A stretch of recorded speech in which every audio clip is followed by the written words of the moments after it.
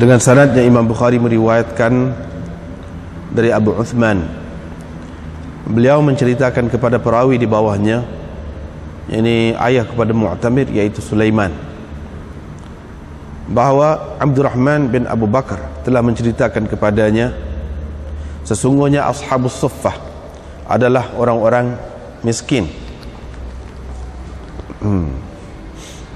Pernah Nabi SAW berkata, sesiapa yang ada padanya makanan untuk 2 orang, maka hendaklah dia membawa pergi yang ketiga, yakni untuk makan bersamanya. Sesiapa yang ada padanya makanan untuk 4 orang, maka hendaklah dia membawa yang kelima atau yang keenam, atau lebih kurang begitulah, sabda Nabi SAW. Sesungguhnya Abu Bakar datang, yakni kembali ke rumah dia dengan membawa 3 orang. Nabi SAW membawa 10 orang. Abu Bakar mengambil 3 orang. Qala, Abdurrahman berkata, kenapa? Yakni dia nak menjelaskan kenapa Abu Bakar bawa 3 orang itu. Kerana di rumah saya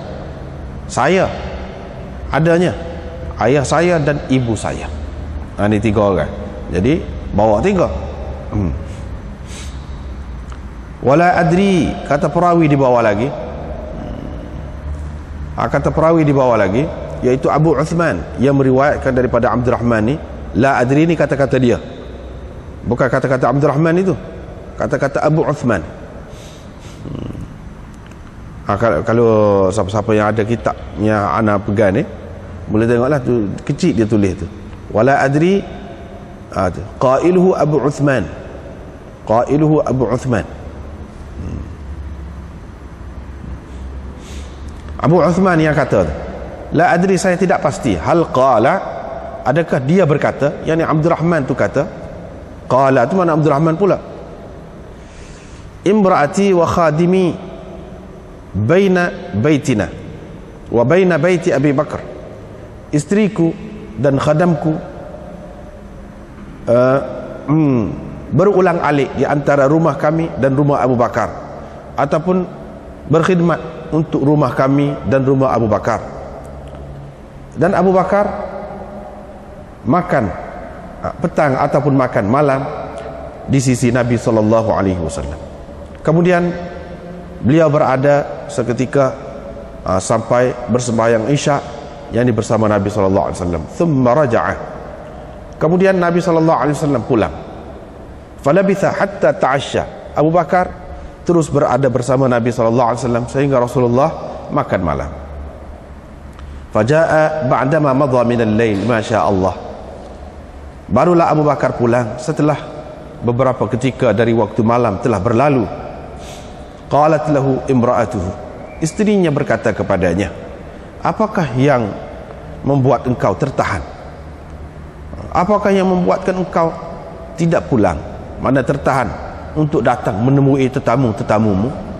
Atau dhaifik, kata dia, tetamu engkau, yakni dengan lafaz itulah, bukan adhiyafik, sama yang maknanya. Qala Abu Bakar berkata, awa asyaitihim, kamu belum lagi beri makan malam kepada mereka? Istrinya menjawab, abau, mereka tidak mahu, mereka enggan. Selagi engkau tidak pulang, mereka tak mahu makan. Telah pun dihidangkan kepada mereka, tetapi mereka tak mahu juga. Fadhhabtu fakhtaba'tu, ini kata Abdurrahman pula. Abdurrahman cerita, aku pun lari bersembunyi. Faqala ya Gunthar, dia pun berkata, ai jahil. Abu Bakar kata, mana jahil ni? Si jahil ni macam-macam lah dia kata. Fajadda'a wa sabbah, macam-macam lah dia kata. Asal maknanya jadda'a, mana dia potong anggota-anggota, hujung-hujung anggota. Maknanya dia potong hidung, potong mata, potong telinga, potong tangan, gitulah asal maknanya. Sabbah maknanya maki, tapi sini tidak dengan makna tu. Tidak dengan makna tu. Makna dia seperti yang kita terjemah tadi, macam-macam lah dia kata kepada aku.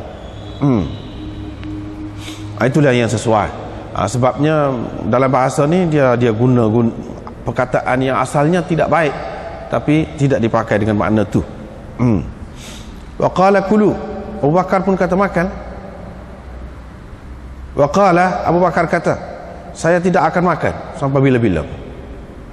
Qala wa aymullah, kata Abdurrahman, demi Allah, tidak kami mengambil satu suap makanan melainkan bertambah banyak dari sebelah bawahnya, lebih banyak lagi daripada yang asal, hatta syabi'un, sampai mereka kenyang. Wasarat, dan makanan itu menjadi lebih banyak dari sebelumnya. Abu Bakar pun tengok, dia nampak sesuatu ataupun lebih banyak lagi. Faqala, dia nampak sesuatu ya, ataupun yang ni syak perawi, dia nampak lebih banyak lagi, yang ni makanan atau akthar. Dia pun berkata kepada isterinya, wahai ukhta Bani Firas, wahai saudara perempuan Bani Firas. Qalat, isteri dia berkata, la wa qurrati aini, tidak sayangku, sebenarnya makanan ini lebih banyak dari sebelumnya, 3 kali ganda. Abu Bakar pun makan, dan sambil dia berkata, sebenarnya itu adalah dari syaitan. Yang disumpah dia sebelum itu, dia kata saya tidak akan makan, itu sebenarnya syaitan, katanya. Yakni maksud beliau sumpahnya, dia bersumpah tadi. Kemudian dia pun makan satu suap, thumma hamalaha, kemudian membawanya kepada Nabi SAW, makanan tadi. Makanan itu berada hingga ke pagi pada Nabi SAW.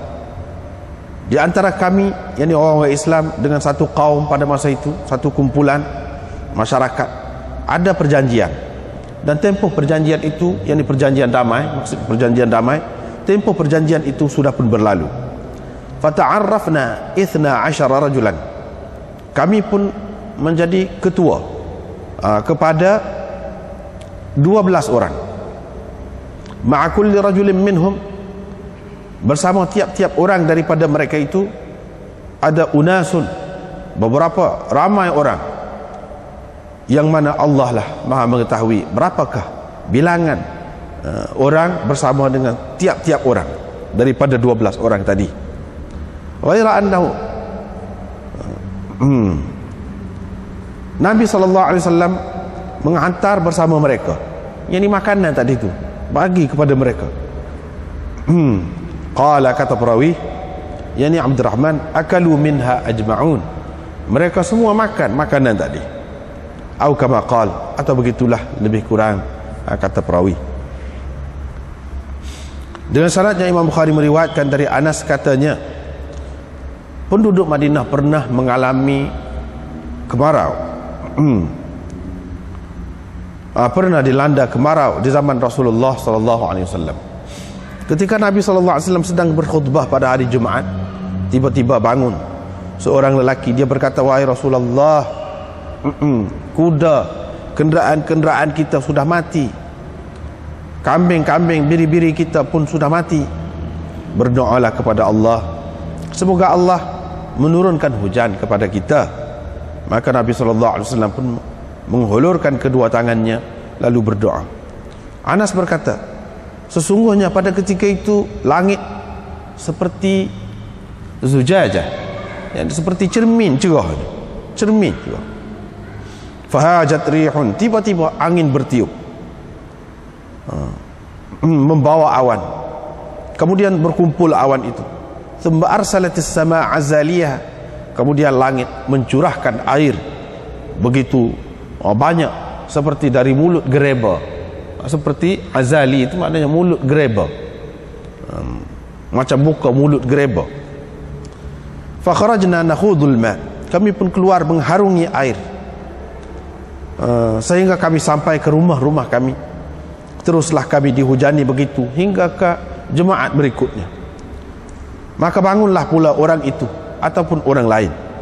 Dia berkata, wahai Rasulullah, rumah-rumah kita, rumah-rumah telah roboh, yakni dengan sebab hujan yang kuat ini. Fad'ullah yahbishu, berdoalah kepada Allah, semoga Allah menahannya. Rasulullah tersenyum, kemudian baginda berdoa, mengatakan, hawalaina wala alaina, ya Allah, biarlah hujan di sekeliling kami, jangan menimpa kami. Fa nazartu ila as-sahab. Kata Anas, saya tengok kepada awan, tasadda'a, telah pecah awan. Semata-mata jadi pecah awan tu di sekeliling Madinah. Ka'annaha iklil, pecah tu pecah jadi macam bulat gitu. Sekeliling Madinah macam mahkota. Apa ni awan tu jadi? Mana tengah-tengah Madinah tu tak ada, ke tepi saja. Bulat gitu awan.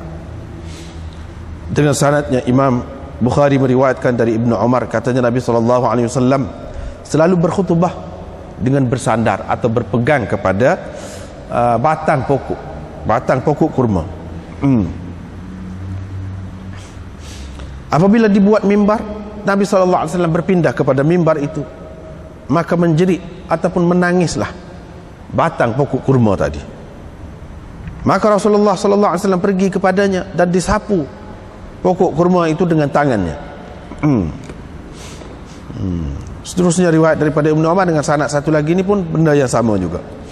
Diriwayatkan dari Jabir bin Abdullah bahawa Nabi SAW berdiri pada hari Jumaat dengan berpegang ataupun bersandar kepada pokok ataupun pokok kurma. Faqalat imra'atun minal ansar, maka berkata seorang perempuan Ansar ataupun seorang lelaki, wahai Rasulullah, mahukah kami buatkan untukmu satu mimbar? Nabi SAW pun kata, ikut sukalah, tak apa juga kalau nak. Faja'alu lahu mimbaran, mereka pun buat mimbar untuk Nabi SAW. Apabila tiba hari Jumaat, Nabi SAW pun pergi ke mimbar itu. Fasahat an-nakhlah siyahas sabi, pokok kurma itu menangis macam budak menangis. Thumma nazala an-nabiy sallallahu alaihi wasallam, kemudian Nabi sallallahu alaihi wasallam turun, fadammaha ilaih, lalu mendakapnya. Ta'innu anina as-sabi, ia menangis seperti budak menangis yang perlu ditenangkan, perlu ditepuk-tepuk, ditenangkan. Qala kanat tabki, qala, perawi berkata, yani Jabir, pokok kurma itu menangis ala ma kanat tasma'u min adh-dhikri 'indaha, kerana sudah tidak dapat berada dekat lagi dengan zikir yang selalu didengarnya sebelum itu. Mana dulu dia selalu dengar zikir ataupun hak Nabi duduk dekat dia tu, sekarang ni dia tidak dengar lagi, jauh dah, sebab itu dia menangis. Diriwayatkan dari Jabir bin Abdullah, dia berkata, masjid Nabi SAW masqufan ala judhu' min nakhl, diletak bumbungnya, atapnya di atas batang-batang pokok tamar. Nabi SAW apabila berkhutbah, baginda akan berdiri dengan bersandar kepada satu batang pokok tamar. Setelah dibuatkan mimbar untuk Nabi SAW, fakana alaih, Nabi SAW pun berada di atas mimbar itulah. Kami pun mendengar suara seperti suara isyar, yakni unta yang mengandung 10 bulan, begitu isyar itu. Bunyi suara unta itu, hatta jaa Nabi sallallahu alaihi wasallam, sehingga Nabi sallallahu alaihi wasallam datang, lalu baginda meletakkan tangannya di atas batang pokok tadi, fasakana, barulah pokok tadi diam. Diriwayatkan dari Abi Wa'il, katanya Umar berkata, siapakah di antara kamu yang ingat hadis Nabi SAW tentang fitnah?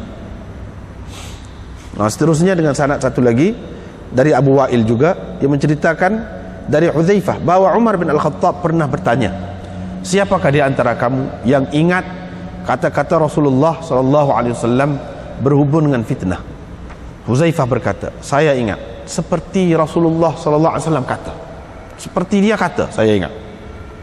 Umar pun berkata, kata perawi ini, qala, Umar pun berkata, hati, kalau begitu kemukakan, sesungguhnya engkau betul-betul berani, kata dia. Maknanya aku tahu engkau memang berani. Dulu pun tanya, selalu tanya, yang engkau tanya tu benda-benda yang pelik-pelik gitulah. Engkau memang berani, kata.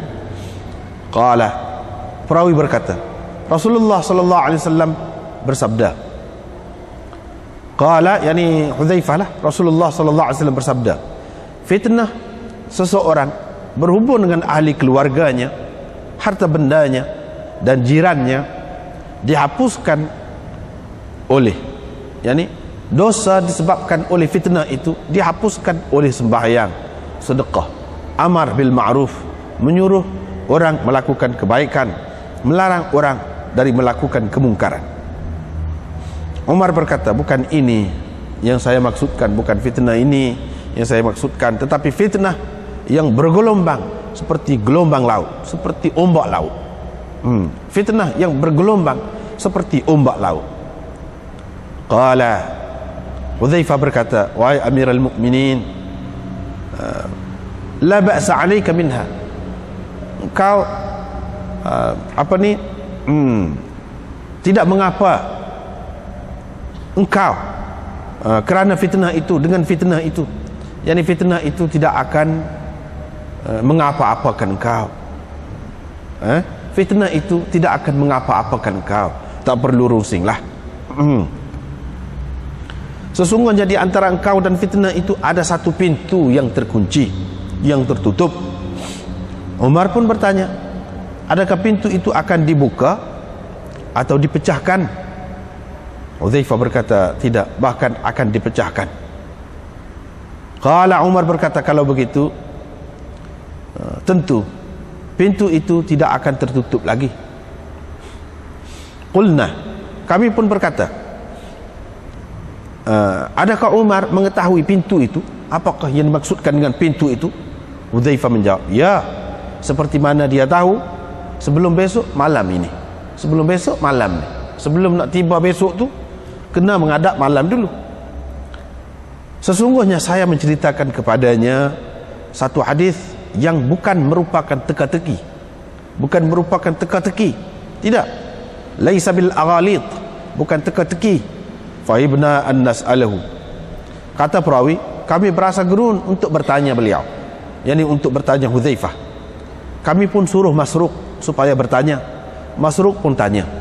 Dia kata, siapakah pintu itu? Yani siapakah yang dimaksudkan dengan pintu itu? Hudzaifah menjawab kepada anak murid dia, Umar. Pintu itu ialah Umar. Diriwayatkan dari Abi Hurairah, dari Nabi SAW sabdanya, kiamat tidak akan berlaku selagi kamu tidak berperang dengan satu bangsa, ni'aluhumus sya'r, yang mana sepatu mereka ialah rambut ataupun bulu, kasut mereka itu berbulu. Dan sehingga kamu berperang dengan Turk, bangsa Turk, sighar al-a'yun, yang kecil mata mereka, mata-matanya sepet, humral wujuh, mukanya merah, zulfal unuf, dan kemik hidungnya, hidungnya kepek. Ka'anna wujuhahum al-majan al-mutraqah, muka mereka bagaikan perisai yang diketuk, yang dikepekkan, perisai yang diketuk. Wa tajiduna min khairin nas, dan engkau akan dapati orang yang terbaik di suatu ketika nanti ialah orang yang paling tidak suka memegang urusan ini, yakni jawatan ini. Orang yang paling tidak suka menjadi pemimpin, menjadi pembesar, itulah orang yang paling baik. Hatta yaqa' fi, sehingga ia masuk ke dalamnya. Mana dia tak sih, tapi kerana didesak ataupun kerana terpaksa dia masuk. Apabila dia masuk, mana dia tidak benci lagi lah, tidak benci lagi, dia buat dengan sebaik-baiknya. Wan nas ma'adinu, manusia itu seperti logam, yang terbaik di antara mereka semasa jahiliyah, itulah yang terbaik semasa Islam. Pasti akan datang kepadamu suatu zaman di mana orang pada ketika itu lebih suka melihat aku daripada dia mendapat seperti ahli keluarganya ataupun harta dan harta bendanya. Diriwayatkan dari Abi Hurairah bahwa Nabi SAW bersabda, kiamat tidak akan berlaku selagi kamu tidak berperang dengan khuz, bangsa Khuz dan Kirman dari kalangan orang-orang Ajam. Humral wujuh, muka mereka merah. Futsal unuf, hidung mereka kemik ataupun kepek. Sigharal a'yun, mata mereka sepet, sepet mata dia. Ka'anna wujuhahum al-majan al-muthraqah, muka mereka bagaikan perisai yang diketuk. Ni'aluhum syar, kasut mereka adalah bulu, kasut mereka adalah rambut. Yang ini bulu lah, kasut bulu. Diriwayatkan dari Abu Hurairah lagi, katanya, saya telah bersahabat dengan Rasulullah selama 3 tahun.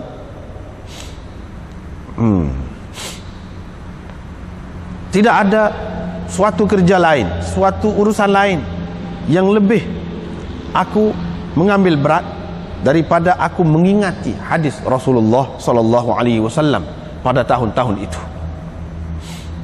Aku pernah mendengar baginda bersabda, wa qala hakadha. Baginda menunjukkan dengan tangan dia, baina yaday sa'ah, maknanya dekat kiamat. Dia tunjuk, tuqatiluna qauman, kamu akan memerangi satu kaum, ni'aluhum syar, yang mana kasut mereka itu syar, asal maknanya bulu, rambut, yang ini di sini maksudnya bulu lah. Kasut mereka itu berbulu. Wa huwa hadzal bariz, yaitu kaum itu, bangsa itu, hadza, bariz ini, bariz ini, baris, setengah ulama mengatakan faris, baris, faris ini, yakni farsi ini, ataupun hadzal baris, yaitu yang nyata, yang nyata. Qala Sufyan marratan wa hum ahlul baris, mereka ialah penduduk baris. Diriwayatkan dari Amr bin Taghlib, katanya, saya telah mendengar Rasulullah sallallahu alaihi wasallam bersabda, sebelum kiamat kamu akan memerangi satu bangsa, mereka memakai kasut berbulu, dan kamu akan memerangi satu bangsa, muka mereka bagaikan perisai yang diketuk. Diriwayatkan dari Abdullah bin Umar, katanya, saya telah mendengar Rasulullah sallallahu alaihi wasallam bersabda, Yahudi akan memerangi kamu dan kamu akan diberi kemenangan dalam menghadapi mereka, sehingga batu berkata, wahai Muslim, ini Yahudi di belakangku, bunuhlah dia. Diriwayatkan dari Jabir dari Abi Sa'id dari Nabi sallallahu alaihi wasallam, sabdanya, akan tiba kepada manusia suatu zaman di mana mereka berperang. Fayuqalu lahum, ditanya orang, mereka ditanya orang, adakah di kalangan kamu sesiapa yang bersahabat dengan Rasulullah? Sesiapa dari kalangan sahabat Rasulullah? Mereka menjawab, ya. Maka diberi kemenangan kepada mereka. Kemudian mereka berperang. Ditanya mereka, adakah di antara kamu orang yang bersahabat dengan orang yang bersahabat dengan Rasulullah? Mereka menjawab, ada. Fayuftahu lahum, maka diberi kemenangan kepada mereka. Diriwayatkan dari Adi bin Hatim, katanya, ketika saya berada dekat Nabi SAW, tiba-tiba datang seseorang mengadu kepada baginda tentang kemiskinan. Kemudian datang pula yang lain, orang itu mengadu kepada baginda tentang tidak selamatnya lalu lintas ataupun jalan raya. Faqala, maka Nabi SAW bersabda, wahai Adi, kamu pernahkah melihat Hira? Saya menjawab, tidak pernah, tetapi saya telah diceritalah tentang Hira itu. Qala, Nabi SAW bersabda, kalau umurmu panjang, pasti engkau akan dapat melihat seorang perempuan berkenderaan dari Hira, seorang diri, datang bertawaf di Baitullah. Dia tidak takut kepada sesiapa pun selain Allah. Qultu, aku pun berkata, fima baini wa baina nafsi, dalam hatiku aku kata, kalau begitu pada masa itu di mana pergi penjahat-penjahat Taif yang telah mengharu-birukan seluruh negeri ini?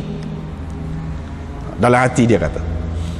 Nabi SAW berkata lagi, kalau umurmu panjang,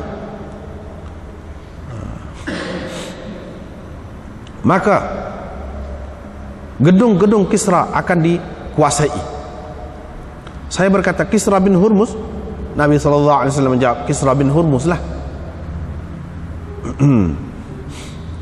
Dan jika umurmu panjang, engkau akan dapat melihat seseorang mengeluarkan sepenuh tangannya emas ataupun perak. Dia mencari orang yang akan menerimanya, tetapi tidak ditemui sesiapa pun yang akan menerimanya. Pasti seseorang dari kamu menemui Allah pada hari dia menemuinya, dalam keadaan tidak ada di antaranya dengan Allah juru bahasa yang akan menjadi penterjemah kepadanya. Ketika itu Allah akan berkata kepadanya, bukankah telah aku utuskan kepadamu Rasul dan dia sampaikan kepadamu, yakni ajaranku? Orang menjawab, ya. Orang itu menjawab, ya. Tuhan bertanya lagi, bukankah aku telah berikan kepadamu harta benda dan anak pinak? Aku beri keistimewaan kepadamu. Orang itu menjawab, ya. Dilihatnya ke sebelah kanan, tidak dia nampak kecuali neraka. Dilihatnya ke sebelah kiri, tidak dia nampak kecuali Jahannam, neraka. Qala Adi. Adi berkata, saya pernah mendengar Nabi SAW bersabda, hindarilah neraka walaupun dengan secebis buah tamar, dengan secubit buah tamar. Kalau dia tidak mendapat, dia tidak mempunyai secebis buah tamar, maka hendaklah dia berbuat baik dengan mengucapkan satu ucapan yang baik. Qala Adi. Adi berkata, telah kulihat perempuan yang berkenderaan datang dari Hira, sehingga dia bertawaf Kaabah seorang diri. Dia tidak takut kecuali kepada Allah Ta'ala. Dan aku adalah di antara orang yang menguasai, menakluk gedung-gedung Kisra bin Hurmuz. Wala in talat bikum hayatun, kalau umur kamu panjang nanti, kamu akan melihat, pasti akan melihat apa yang Nabi Abul Qasim SAW telah sabdakan, yaitu seseorang akan mengeluarkan harta dia, emas perak sepenuh tangan, untuk dibagi kepada orang. Hak tu aku tak tengok lagi, maknanya hak tu hak dia tak tengok lagi. Hak yang ketiga. Seterusnya dengan sanad satu lagi super tu juga. Itulah beberapa hadis yang kita baca malam ni. Hadis yang pertama malam ni kita sudah jumpa dah gitu. Sudah jumpa dah. Hak cerita Sayyidina Abu Bakar ni. Di peringkat permulaannya orang Islam ni susah.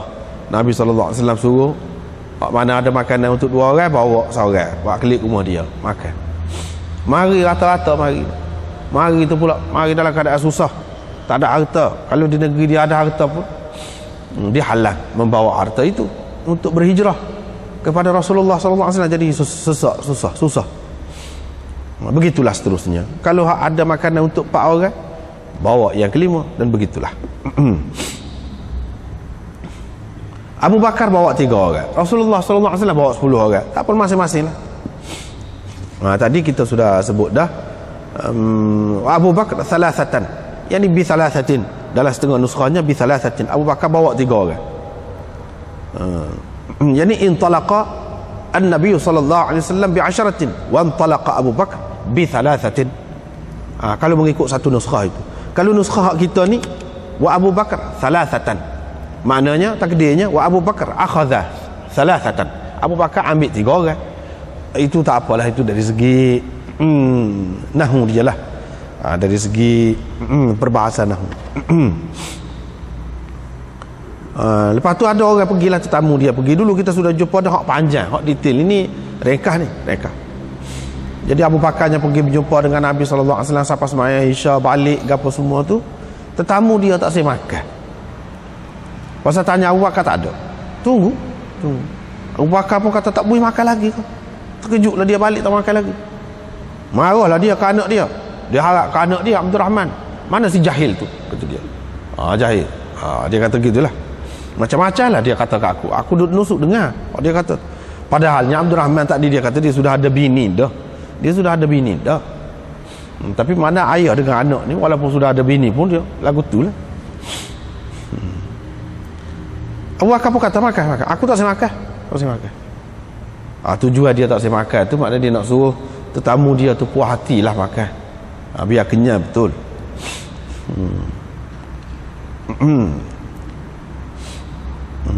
Lepas tu bila tolak tak saya makan, tetamu dia pun kata kalau tak saya makan juga. Memujuk satu sama lain, makanlah dia. Dia kata ni dia bersumpah tak dia. Sumpah siapa sumpah tak saya makan. Sumpah tu pasal nak marah kata. Kalau anak tu buat apa ya, anak bini tu buat apa ya, tidak sungguh-sungguh baginya. Dia pun tu kata sungguh dah, tapi dia tak say. Gitulah dulu kita sudah jumpa dah. Seterusnya akhirnya makanlah. Abu Bakar pun batalkan sumpah dia tu makan. Bila makan ini hak nak ceritanya dalam bab ni alamatin nubuwah atau dalailin nubuwah, mukjizat Nabi. Mukjizat Nabi sallallahu alaihi wasallam. Apa yang kita kata mukjizat Nabi berkait di rumah Abu Bakar? Kan di masing-masing buat kelik ni kerana Nabi sallallahu alaihi wasallam minta buat kelik lah. Nabi sallallahu alaihi wasallam minta buat kelik. Jadi ada kaitan dengan Nabi sallallahu alaihi wasallam. Itu satu. Yang keduanya, selepas ni kemudian ni cerita di akhir dia. Akhirnya Abu Bakar bawa pergi makanan tu kepada Nabi sallallahu alaihi wasallam. Situ nyata pula. Situ nyata mukjizat sebagai mukjizat Nabi sallallahu alaihi wasallam.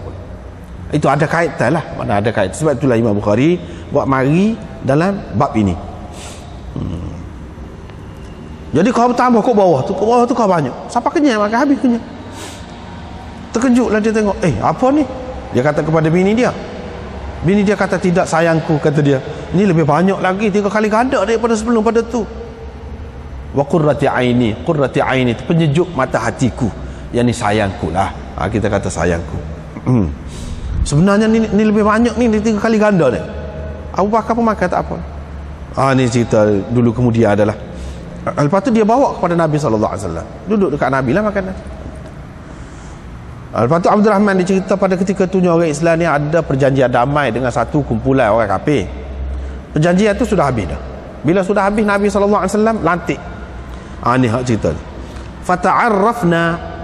Ta'arrafna kami menjadi arif, menjadi ketua kepada 12 orang. Nabi SAW lantik kami untuk jadi ketua kepada 12 orang. Satu. Ni dalam hasiah kita nombor berapa? Nombor 12. Dia cerita panjang sini. Ta'arrafna ada dalam setengah-setengah nuskah tu fafarraqana, bukan ta'arrafna tapi fafarraqana. Kalau fafarraqana misalnya dalam nuskah yang digunakan oleh Hafiz Ibnu Hajar fafarraqana, bukan ta'arrafna begitu tapi fafarraqana. Kalau fafarraqana maka fa'ilnya ialah Nabi sallallahu alaihi wasallam. Na tu jadi maf'ul. Kalau di sini ta'arrafna, na tu jadi fa'il. Yang ini Nabi SAW pun mengasing-asingkan kami. Hak ni jadi kepala, jadi ketua kepada kumpulan ni. Hak ni jadi kepala kepada kumpulan ni. 12 kumpulan. 12 kumpulan. Itu maksud dia. Lepas tu tiap-tiap seorang tu pilih. Bagi puak-puak ni siapa dia seorang ambil. Bagi ketua dia. Hak ni puak ni pilih. Itu makna arif. Arif ni yang akan memilih ketua daripada setiap kumpulan. Dia pilih cukup 12 orang. Lepas tu 12 orang ni pula pilih pula orang bawah dia. Pilih apa? Pilih yang layak lah untuk pergi perang kau, untuk buat kerja-kerja yang besar lah. Mana pilih tu? Pilih ni lah Abdul Rahman kata Allahu a'lam. Tiap-tiap seorang tu berapa orang wallahu a'lam tak tahu, ramailah kata dia. Mana kalau kita andaikan 12 orang tu tiap-tiap seorang tu ada 10 orang pun 120 orang dah. Sedangkan makanan tadi untuk berapa orang saja. Tu hak ni nak ayatnya. Makanan tadi yang dibawa oleh Abu Bakar hak lebih daripada hak makan di rumah tu. Makan dah. Di rumah tu hak asalnya tak berapa cukup. Sehingga Abu Bakar pun tak sekelik. Tu tujuan dia nak suruh tetamu dia tu makan biar kenyang lah. Hak tu hak nak cerita di sini. Kalau kita kata tiap-tiap seorang tu ada 100 orang, bayangkan. Mana 1000 lebih. Sebab dia kata Allahu a'lam. Maknanya menunjukkan ramai ni. Bukan 10 orang. Kalau 10 orang dia boleh kata tiap-tiap seorang tu bawah dia ada 10 orang. Mana ramai lah. Ramai. Yang jelasnya Nabi SAW hantar makanan itu bersama mereka. Makan masing-masing. Semuanya makan. kenyang. Inilah yang dikatakan mukjizat Nabi SAW, dan yang ini sahih. Baru ni kita sudah jelaskan dah masalah dalailun nubuwah ataupun alamat nubuwah ni macam-macam adanya. Jadi ada dalam Bukhari ni yang sahih. Memang ada mukjizat Nabi SAW itu ada. Yang tidak terima mukjizat itu bukan ahli sunnah. Ahli sunnah dia terima mukjizat Nabi-Nabi ni, termasuklah Nabi kita. Di antara mukjizatnya yang sahihnya yang perlu kita terima ni lah ni. Ni semasa dia, tapi kita tahu melalui riwayat-riwayat lah. Mukjizat yang ada pada kitanya berpanjangan Quran. Hadis tu mukjizat Nabi juga lepas pada dia mati. Sebab apa? Quran tak ada dalam dunia. Satu kitab orang hafal lagu tu. Tak ada dalam dunia. Carilah. Tak usah kata kitab suci pun. Semua kata kitab suci. Dia ni kitab suci belaka. Tapi tu bawa mari hak hafal Quran. Ingat mulut. Sebab kita orang Islam ni, terutamanya bulan puasa, nyatalah seluruh dunia. Jadi tu iman duk semaya tu, tak tengok Quran. Mana ada orang lain lagu tu. Waktu kasih kepada Quran tu siapa setara tu. Kasih kepada Quran. Tak ada contohnya. Tak ada. Itulah mukjizat. Itu dari segi zahir. Kalau kita tengok dari segi makna dia, tak kira lah dari segi makna dia. Sebab itulah orang buat tafsir. Mana ada kitab lain orang sarah gitu mah. Orang tafsir gitu mah. Tak habis-habis. Cerdik pula tu. Cerdik. Suk-suk setiap masa, setiap zaman tu mana buat tafsir di zaman masing-masing tu adalah hak cerdik nombor satu. Belakang. Cerdik. Tak habis-habis. Lepas pada hak tu ni nampak pula ada lagi ni. Hak dia tinggal, hak dia tidak sebut. Berapa banyak? Bak tafsir saja tu, tafsir saja. Tak kira hadis lagi. Hadis Nabi SAW. Kata-kata dia tu, perbuatan dia tu. Orang cara sampai begitu. Mana ada dalam dunia ni pemimpin apa sekalipun. Orang panggil pemimpin rohani, ke pemimpin negara, ke pemimpin apa pun tak ada lagi tu. Seperti hadis ni. Kalau ada orang buat hadis palsu, ada pula kaji. Apa yang sungguh gitu mau tu? Siapa dia yang dorong sungguh? Kalau benda lain orang gaji baru buat kerja. Ni tak ada. Tak ada gaji, tak ada apa pun, tetap buat kerja. Kalau tidak mukjizat, orang panggil gapo lagu tu. Mukjizat lah. Itu mukjizat yang hidup, yang kita boleh tengok, boleh banding. Cuba cari, cuba tunjukkan. Adakah lain yang seumpama itu? Tak ada. Kita akan lemah. Itu makna mukjizat. Kita akan lemah untuk mengemukakan yang seumpama itu. Satu kitab ke? Yang mana orang begitu cara kepada dia, bersungguh. Sampai kita Asmaul Rijal begitu banyak nama-nama perawi ni untuk apa? Untuk nak kaji hadis lah, nak tahu hadis ni hak sahih tidak sahih, nak jaga hadis. Mana ada dalam dunia ni satu kitab lagu tu? Tak ada. Ini mukjizat yang nyata sampai kepada zaman kita dan sampai ke bila-bila, sampai ke akhir zaman. Mukjizat ini kalau selagi ada ni, dunia tak kiamat. Tak kiamat. Kalau tak ada ni, barulah nak jadi. Barulah nak jadi. Kalau selagi ada ni tak. Kok mana-mana. Ketika orang Islam dijajah pun, ketika orang Islam miskin, ketika orang Islam teruk, kalau selagi ada ni, dua ni, selamat orang Islam. Bukan orang Islam saja, dunia ni tak akan kiamat. Tak akan kiamat kalau selagi ada ni. Itu makna mukjizat begitu besar tu. Makna dia tu. Baiklah. Maknanya makan semua, tak apalah. Ni cerita yang kita dapat, kita tak boleh tengok benda ni. Melalui hadis-hadis ni kita dapat. Seterusnya mukjizat lagi. Kita sudah jumpa dah juga hadis ni. Imam Bukhari buat mari dalam tajuk ni nak cerita sebagai mukjizat Nabi SAW. Tak hujan kemarau, lama mana? Tiba-tiba orang mari tengah-tengah duduk khutbah, tengah mari kata binatang mati dah. Kemarau ni. Minta hujan. Nabi SAW angkat tangan. Tengok tadi sepuluh cermin langit tu cerah. Tiba-tiba mari. Semata-mata mari angin. Mari tu hujan tu. Lepas pada balik jemaah tu mengarung air dah. Mengarung air. Balik jemaah. Siapa ke jemaah satu lagi? Mari tu habis rumah rutuh ke apa, binatang mati, air banyak pula dah. Minta. Nabi SAW pun berdoa. Doa tu jadi berselerak selalu hawan. Jadi super iklil. Jadi super apa? mahkota bulat gitu, tengah ni kosong. Begitulah. Mana betul-betul Madinah tu tak kena hujan, tapi kena kat tepi. Hawalaina, mana biarlah hujan ni turun di sekeliling kami. Wala alaina, tidak terus ke atas kami, tidak secara langsung ke atas kami. Tu doa. Nampak jelas. Ni kalau tidak mukjizat, gapo dia? Tu dia nak ceritanya. Mukjizat lah tu. Seterusnya ni apa ni, batang pokok kurma. Batang pokok kurma ni Nabi SAW selalunya dia bila dia nak khutbah, dia duduk, dia bersandar situ, pegang tangan dia situ kah selama ni. Apabila dia buat mimbar untuk Nabi SAW, Nabi pun nak pergi naik mimbar, bunyi jerit, bunyi berjerit macam budak. Dalam setengah riwayat tadi dia sebut macam unta. Unta tu dia bunyi lebih kurang macam tu lah bunyi dia. Bunyi. Sahabat-sahabat pun dengar. Sahabat-sahabat pun dengar. Buat apa? Nabi SAW pun pergi dakap. Dan dia tepuk-tepuk, gosok. Lepas pada tu senyap. Ini kalau tidak mukjizat, gapo? Tuhan nak ceritanya. Mukjizat. Benda yang pelik berlaku. Dan sahabat-sahabat tengok. Sebab itulah yang sahabat-sahabat ni begitu kuat sangat dengan Nabi SAW. Sanggup mati, sanggup apa nak dia lagi tengok betul-betul ni kebenaran yang nyata begitu sekali. Dengan sebab itu, orang yang paling malas, paling celaka, iaitu orang yang hidup di zaman Nabi SAW. Itulah kafir yang paling besar, paling dahsyat dalam hidup ni. Sebab apa? Dia tengok sendiri serupa dengan orang lain juga, pun dia tak terima juga.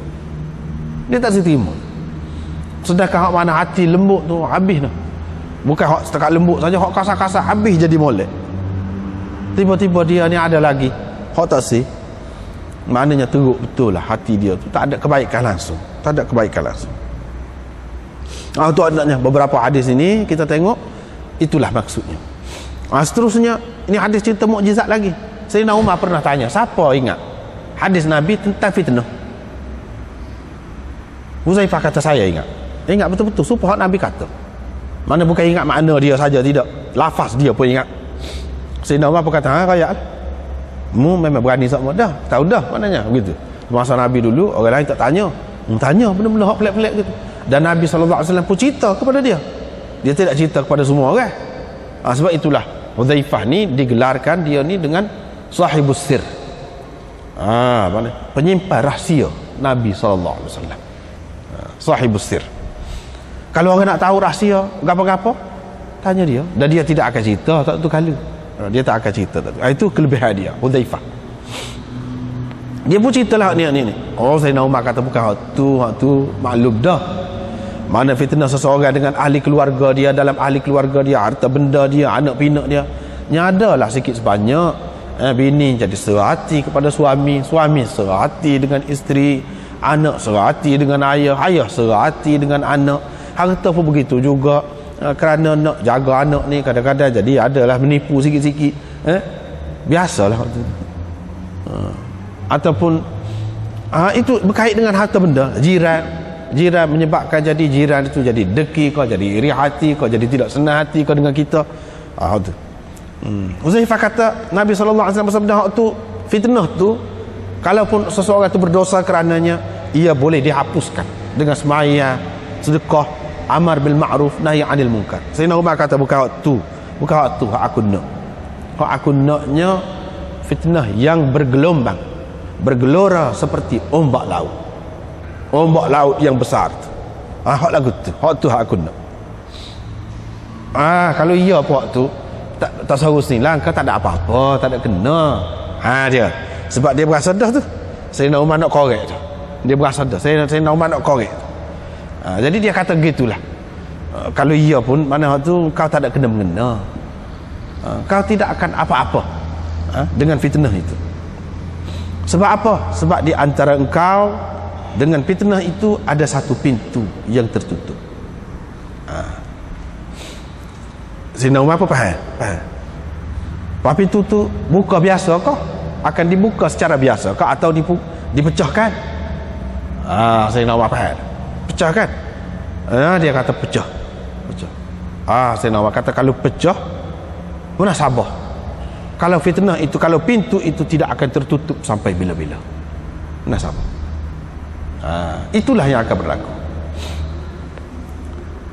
Lepas tu kata perawi ni,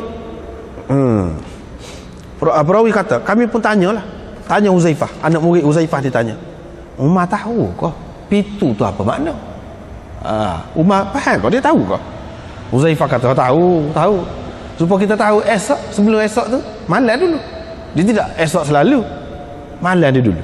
Kita tahu kan, sebelum nak sampai esok, kita bertemu malam dia dulu. Dia tahu lagu tu, jelas lah. Sebab saya cerita kepada dia satu hadis yang bukan merupakan teka-teki. Sebab apa? Seorang sahabat ni, sahabat-sahabat terutama sahabat-sahabat besar ni, dia cukup faham. Kalau kata lagu ni, dia boleh tak habis selalu, dia faham selalu. Hak ni tidak teka-teki ni bagi dia. Bagi kita teka-teki lah, pintu tu apa makna. Nah, bagi dia sudah faham dah pintu tu apa makna. Dia sudah faham dah. Sebab apa? Kalau orang tanya dia pun tak boleh mimpi, dia boleh rayak. Maknanya dia sudah faham dah. Lepas tu anak murid Huzaifah di dalam ramai-ramai dia kata, kami berasa gerun lah nak tanya Huzaifah ni. Moga sahabat Nabi, orang begitu hormat. Masing-masing tu kalau ada seorang sahabat tu berasa bertuah dah di kalangan dia. Ada seorang sahabat di kalangan kita, nak kecek pun tak berapa berani. Kami pun suruh Masruq ni, dia rapat sikit, anak murid dia rapat sikit, suruh dia tanya. Dia tanya, siapa dia pintu tu? Pintu tu Umar lah. Kata, ni selepas Umar mati. Ni cerita ni selepas Umar mati lah. Dia cerita, pintu tu Umar lah. Maksudnya Sayyidina Umar ini akan terbunuh, mati terbunuh. Itu makna pintu itu akan dipecahkan. Bermula daripada situlah zaman fitnah itu bermula. Tapi fitnah yang betul-betul besar tidak di zaman Sayyidina Umar. Sebab apa? Pintu tu ada lagi. Lepas pada pintu tu pecah, Sayyidina Osman naik. Di zaman Sayyidina Osman telah berlaku pemberontakan besar. Orang panggil al-fitnatul kubra, fitnah yang besar di zaman Sayyidina Osman. Lepas pada itulah kucak-kacir sampai kepada sekarang ni. Orang Islam ni, dakwah Islam pecah. Dengan pecah, ada beza sikit-sikit, ada beza banyak dari segi akidah pun ada. Begitulah. Hak nak cerita di sininya, Huzaifah cerita akan berlaku gini. Dia cerita tu hadis Nabi SAW. Kata pintu akan dipecahkan ke apa. Hak tu hadis Nabi SAW. Maknanya itu mukjizat lah. Nabi SAW sudah tahu dah Sayyidina Umar ni akan dibunuh, dan dia sudah cerita dah. Selepas Sayyidina Umar tu akan berlaku fitnah besar, dia sudah tahu dah. Bahkan Sayyidina Osman, dia sudah cerita dah. Lah Sayyidina Osman lalu dekat dia, lalu di hadapan dia, sahabat-sahabat lain pun kata, dia kata, dia tu kata dia, pergi rakyat ke dia berita gembira, dia akan mendapat syurga, akan mendapat kebaikan dengan sebab fitnah yang akan menimpa dia. Sahabat apa pergi tengok? Pergi tengok siapa dia? Pergi tengok Sayyidina Uthman. Pegang Sayyidina Uthman. Nabi sudah isyarat berapa kali dah. Nabi SAW kata dah kepada dia, kalau Allah SWT bagi pakai kepada kamu, bagi pakai baju kepada kamu, kamu jangan pecah baju tu walaupun orang suruh pecah. Jangan pecah.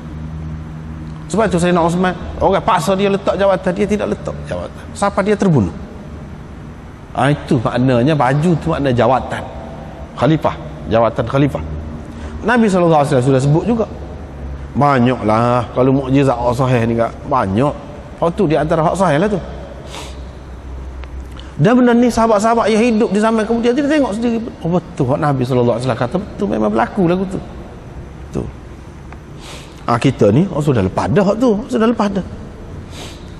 Seterusnya riwayat daripada Abi Hurairah, Nabi SAW kata, tak akan kiamat kalau selagi kamu tidak perang dengan satu bangsa yang mana kasut mereka itu berbulu. Hak mana ni? Hak mana ni yang dimaksudkan dengan hak ni? Kebanyakan ulama mengatakan ialah bangsa Tatar. Sebab apa? Sifat-sifat dia tu serupa. Bulu sebab apa? Dia duduk negeri sejuk tu. Kalau duduk negeri seperti kita, dia buat apa nak pakai kasut bulunya? Panah. Ni makna negeri dia tu negeri salji. Dia pakai bulu, kasut bulu. Itu isyarat kepada negeri dia lah tu, pakaian tempat dia. Dan kamu berperang dengan Turk, bangsa Turk. Turk ini bangsa besar suatu ketika dulu, bukan Turki itu saja. Turkistan, Turkmenistan, Turk belakang lah tu, kawasan tu. Kalau kita tengok Turki ni, bangsa Turki ni, dia tidak rupa macam ni. Hak ni Turk lain. Turk hak ni hak dekat dengan Uzbekistan, hak dekat dengan hak ni lah. Kyrgyzstan gapo ni hak ni. Situ kawasan tu memang rupa dia macam ni. Rupa seperti Cina lah, seperti Cina. Gitu. Yang mana kecil mata mereka, mata sepek. Humral wujuh, muka dia merah. Ni tempat orang duduk negeri sejuk ni, lagu ni. Dia sifat dia sebut tu memang banyak ulama-ulama kata ini bangsa Tatar ni. Sudah berlalu juga. Kalau betul hak tu lah. Walau bagaimanapun nak kata dengan pasti tu tidak juga. Adakah hak itu yang dimaksudkan oleh Nabi SAW atau akan ada lagi akan datang? Tetapi kita kalau hak tu tidak, mana akan datang, akan ada lagi. Sebab zaman ni panjang, zaman lepas Nabi SAW ni panjang. Tak tahu lagi hak ni ke. Cuma ulama kan, ada ulama kata hak Tatar, ada ulama kata tak pasti lagi, tak tahu lagi, boleh jadi yang lain. Boleh jadi, kita tak tahu. Bangsa ni dia berubah-ubah, ada ketika mundur, ada ketika naik, ada ketika dijajah, ada ketika jadi penjajah pula. Kita tak tahu apa yang akan berlaku. Tetapi bangsa ni lah yang hidungnya kepek. Dia sebut dah, muka mereka seperti perisai. Perisai dia bulat. Biasanya perisai orang menyangga perai tu kan, dia bulat. Lepas tu macam dia ketuk, kepek lah, kepek. Terkepek, teluk gitu. Bukan muka jenis tubik gitu. Muka jenis menonjol gitu, tidak, tapi kepek. Alah ke dalam. Cuba kita bayangkan, nampak tu. Nampak tu. Sebab itulah ulama-ulama dulu dia kata bangsa Tatar. Hak tu fitnah. Walaupun iyalah dalam sejarah tu walaupun bangsa tu dia telah menghancurkan orang Islam, tapi puak-puak dia tu kemudian jadi Islam pula. Dan puak-puak dia lah pula menegakkan Islam. Jadi puak-puak Khan kan, Kublai Khan, apa nama ni semua hak kemudian ni pula, Shah Jahan, apa nama ni, Akbar, maharaja-maharaja di India ni keturunan puak-puak tu lah, Islam pula. Dan sebarkan Islam. Jahangir, gapo ni, Alamgir, ni puak-puak ni. Semua bangsa ni lah keturunan puak-puak Tatar. Mula-mula dia hancurkan Islam, lepas tu dia tengok Islam ni molek pula. Setelah dia pergi, dia pula mengembangkan Islam. Kemudian puak-puak keturunan ni orang panggil Khan sekarang ni lah, Khan. Keturunan Tatar tu. Cuma campur-campur lah, sudah jadi campur-campur lah. Apa nama ni bangsa tu.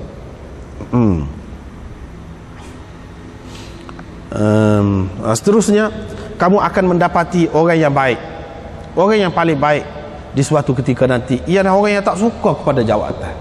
Tak sih, bukan berebut, bukan duduk lobby hak tu, lobby hak ni, beli hak tu, beli hak ni, undi untuk orang undi dia. Tidak jenis lagu tu. Orang yang paling baik di suatu ketika nanti iaitu orang yang tidak suka, tak mahu kepada jawatan. Tak sih jawatan. Tapi kalau sekiranya dia duduk di situ, dia akan jaga dengan sebaik-baiknya. Maknanya dia layak, tapi dia tak sih. Dia tak sih. Lepas tu Nabi SAW cerita ni tidak maksudlah, cuma dia cerita sekali, maka sahabat ni, perawi ni cerita sekali. Wan nas ma'adinu khiyaruhum fil jahiliyah khiyaruhum fil Islam.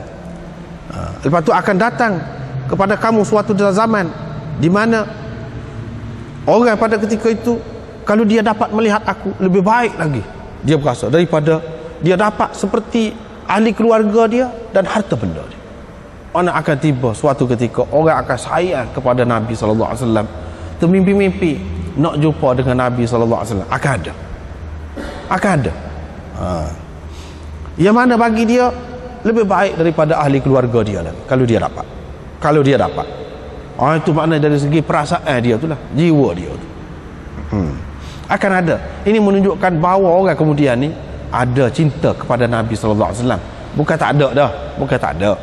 Bukan orang zaman sahabat saja, zaman Nabi SAW saja yang sanggup mati kerana Nabi. Tidak. Orang kemudian pun ada yang macam tu. Seterusnya Oh ni kiamat tidak akan berlaku selagi kamu tidak berperang dengan Khuzistan lah. Kirman di dalam Iran, minal a'ajim, bangsa Ajam. Humral wujuh, ini isyarat kepada Khuz itu. Yang merah muka dia, merah. Futsal unuf, hospa tadi jugalah. Lepas tu riwayat daripada Abu Hurairah lagi seperti tu juga. Kata dia, aku pada masa tu, dalam masa 3 tahun tu, paling aku cara benarnya, aku pentingkan sekali apa dia, iaitu hafal hadis Nabi SAW. Nabi SAW kata hospa tadi jugalah, iaitu kamu akan berperang dengan satu bangsa yang mana kasut mereka itu berbulu. Pasal apa pakai kasut bulu? Kita nampak lah. Sebab apa? Sejuk lah mana bangsa tu. Wahuwa hadzal baris itu semua ulama kata sebelah Faris. Sebab Farsi itu di bawah jajahan dia luah dulu. Farsi.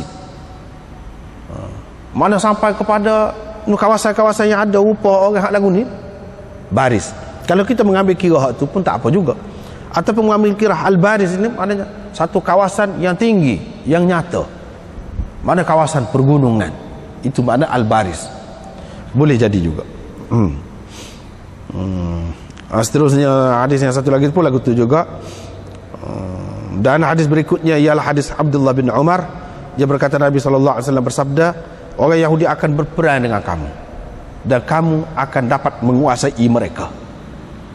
Ni akan tiba satu masa orang Islam akan menang dalam menghadapi Yahudi. Kalau kita tengok keadaan Allah ni nampak teruk orang Islam ni, hak zaman kita duduk sekarang ni. Suatu ketika dulu orang tak boleh nak bayar. Hak Nabi SAW kata orang Yahudi akan perang. Sebab apa? Yahudi tak ada habis, dia halau habis. Pada ketika tu lemah sangat ketika Nabi SAW, negara dia pun tak ada, pergi ke mana pun tak ada, orang tak nampak.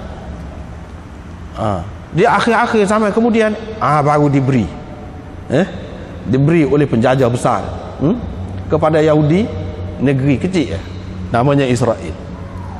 Baru kita nampak kau dekat. Yang apa yang Nabi SAW kata Nabi Isa turun kawasan tu, tak nampak dulu. Tak nampak apa tu. Rupanya kawasan tu kawasan dia dah. Kawasan dia, kawasan perang. Lepas tu teruknya di zaman teruk lah ni, zaman teruk. Tapi tak teruk lagi, ada lagi ketika hak lebih teruk lagi.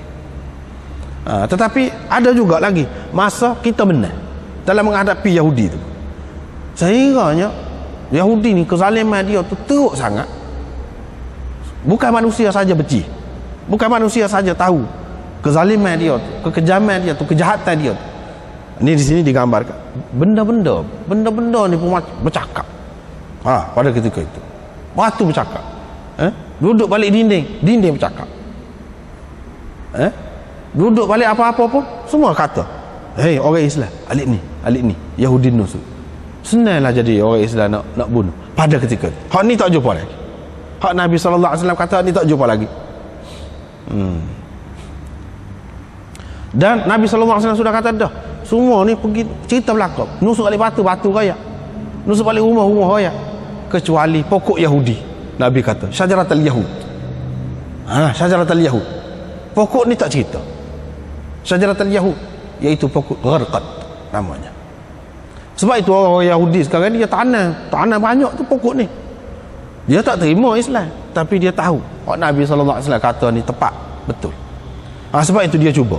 Jadi dia tanam pokok tu macam-macam tujuan, untuk buat rumah, untuk buat macam-macam. Dia kira dah, maknanya pokok tu tak akan cerita. Tapi kalau pergi ke lain habis, kena. Macam mana Nabi SAW cerita lagu tu? Itu mukjizat. Kita pun tak faham apa yang pokok tu tak cerita, tapi dia sudah cerita dah. Hak lain semua cerita, wahai orang Islam, ini Yahudi duduk alik belakang aku bunuh, kata dia. Jahat ni. Siapa macam tu. Mananya orang Islam akan benar. Mana tak lagi ni? Tak lagi. Lepas tu ada orang hak sibuk-sibuk duk kata beberapa tahun lagi akan kiamat apa. Itu saja mengarut belaka lah. Tak perlu cakap benda macam tu. Tak perlu bercakap benda lagu tu. Banyak lagi benda dalam hadis semua tak ada lagi.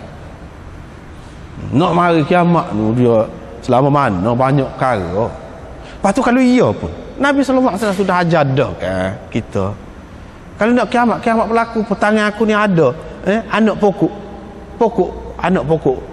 durian, kalau kita kata pokok gapo lah ikutlah anak pokok, aku akan tanam gapo dia kiamat, kita kata tak payah tanam dah kiamat acu habis. Maknanya nak ayat kita kena usaha terus. Walaupun apa nak kiamat, boleh jadi kita berasa ya kiamat, rupa bumi pun berasa rupa kiamat dah kita. Mana kita tahu, lepas tu mati. Tak tahu dah kita kiamat kau tidak. Sebenarnya tak kiamat lagi. Dia ya serah hebat dah setara tu. Padahal tak kiamat lagi. Mana kalau Nabi SAW nak ajar kepada kita jangan putus asa, jangan lemah, jangan lari daripada kemajuan, jangan. Terus buat. Menunjukkan lama lagi. Kalau hak kata ada alamat tu pun lama lambat lagi. Kalau tidak tanda awak ke dia, sia-sia. Pakai tahu lah. Ni tidak, dia suruh tanda. Dia pun kata aku tanda, aku akan tanda. Maknanya semangat orang Islam ni kuat, jauh. Tidak kata mudah nak lari, mudah nak putus asa, lemah semangat. Apa tidak lagu tu. Hak ni tak ada lagi, banyak lagi hak lain-lain lagi. Seterusnya Nabi SAW kata akan tiba satu zaman orang perang. Orang tanya, adakah sahabat Nabi? Kalau ada, menang. Maknanya ini kelebihan sahabat pula. Sebab itulah zaman sahabat tu kan menang semua. Sebab itulah dalam sejarah kerajaan Bani Umayyah ni, dia kelebihan di antara kelebihan dia apa dia? Sahabat ada di zaman dia. Bani Abbas tak ada dah sahabat. Ada. Kemenangan dan kesatuan umat yang kukuh pada masa tu. Ada seorang saja sahabat menang dah. Lepas tu orang tanya lagi, adakah tabi'in orang yang bersahabat dengan sahabat tabi'in? Kalau ada, menang lagi. Menunjukkan pada masa itulah Islam berkembang kuat, berkembang, dan menunjukkan Nabi SAW mengisyaratkan hak tu walaupun beza lah dari segi politik, tak serupa cara, tapi dia tetap Islam lagi. Kemenangan tu kemenangan Islam lagi, dikira sebagai kemenangan Islam lagi, dan pemerintahan Islam lagi pada masa tu menang. Sebab itulah kita tengok dalam sejarah pun memang betul. Ketika tu Islam yang kuat, selagi ada tabi'in. Ni yang disebut. Lepas pada tu mulalah nak pecah, nak berselera.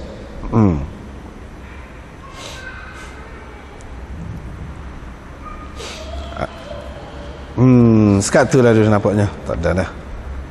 Ni panjang pula. Wallah.